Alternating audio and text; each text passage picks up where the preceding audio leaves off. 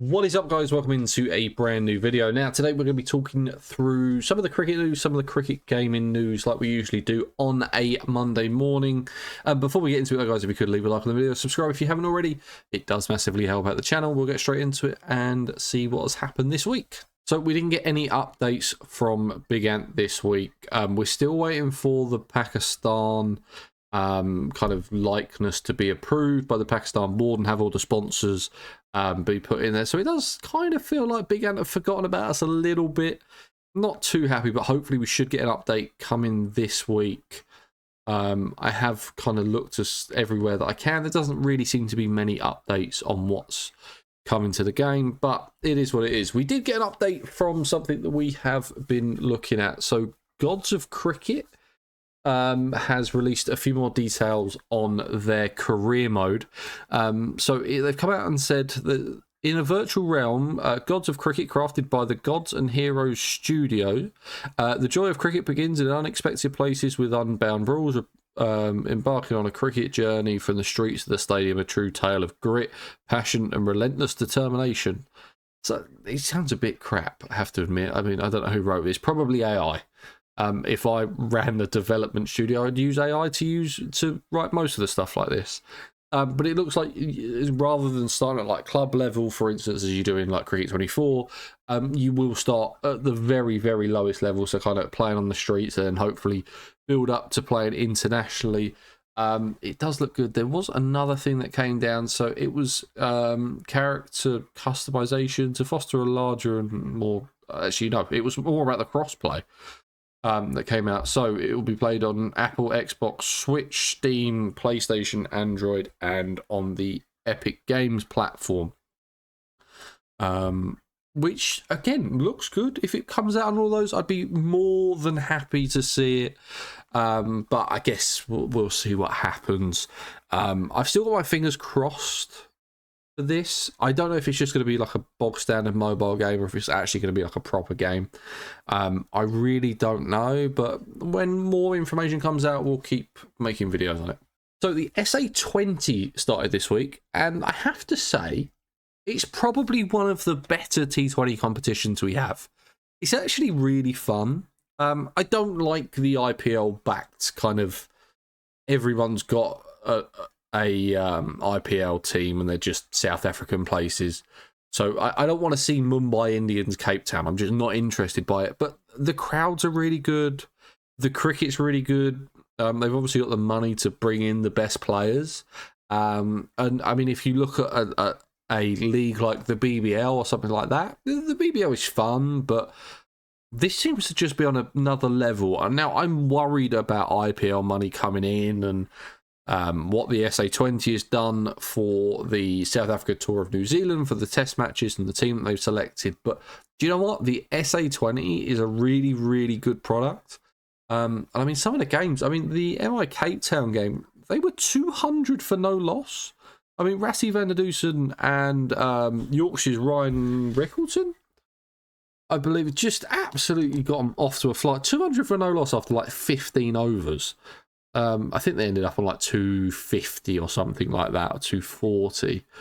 So they didn't necessarily take advantage of the last few overs. But no, really good tournament. Really enjoy it. Glad that it's back. I think it's on for another 4 weeks, and then we'll get a final. But this seems to be a time of the year where we seem to get a lot of kind of franchise cricket. So you get the BBL, you get the ILT20. The SA20, the PSL starting soon. For me, the SA20, it's up there. I mean, it's a top 3 league. Australia had a squad announcement for their tour of... No.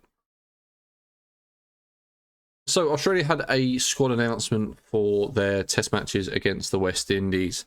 The only change was obviously Warner was out and Renshaw was in. I think Renshaw is the right pick for that position. Just for the simple fact of he seems to offer you cover from like 1 to 6. So if you're picking a spare batsman, a little bit like England have kind of kept like a Dan Lawrence as a spare batsman, or for instance, they had Harry Brook in the World Cup as a spare bat, because he can offer you cover in those 1 to 6 positions. I think that, I mean, the 3 that was up for shout was Harris, Bancroft, and Renshaw. Renshaw's been around the test squad a lot more than the other 2. I don't mind Australia picking Renshaw to be that spare bat.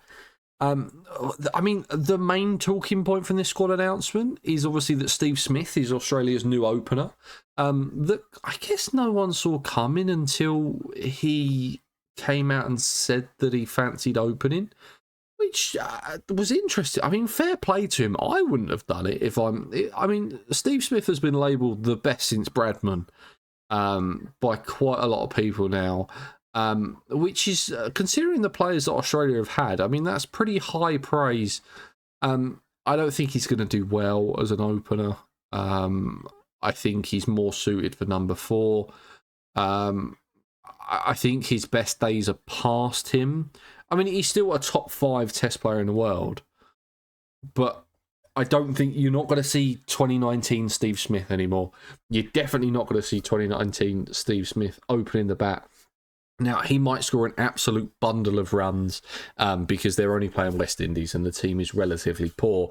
But, I mean, when kind of India come over the back end of this year, is that still going to be happening? Would they be better off going for a specialist opener?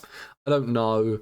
I know there's a lot of kind of there's a lot of people in Western Australia that are saying, no, it's completely political, and if Bancroft was from New South Wales or Victoria, then he'd be being picked up. But you've got to remember that the only reason that Steve Smith is going to open is to get Cameron Green in the side. Now, Cameron Green is a Western Australian. I mean, that's the only reason that Bancroft hasn't been picked up, and they've put Smith to open. They put Renshaw to cover 1 to 6.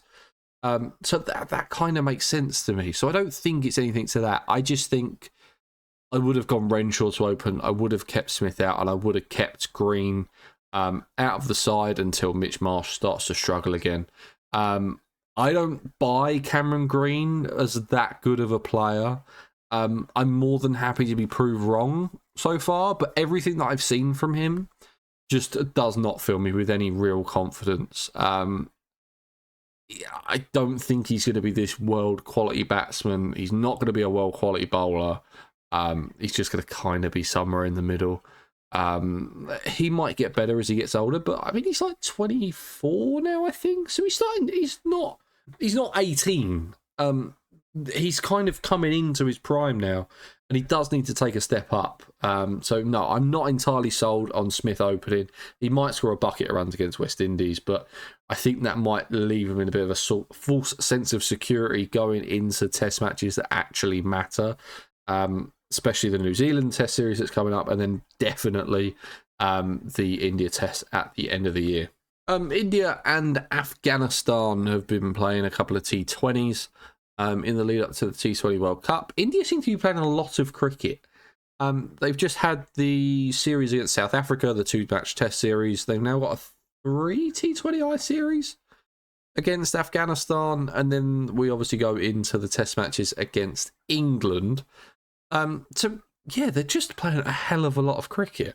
And the kind of, I know that the same players aren't all playing in the test series and vice versa, but they seem to be a little bit more well practiced than England are going to be after their kind of 10-day golf trip, which is starting to worry me. Even if it's a T20, I wouldn't even mind us playing a couple of T20s just to kind of warm us up.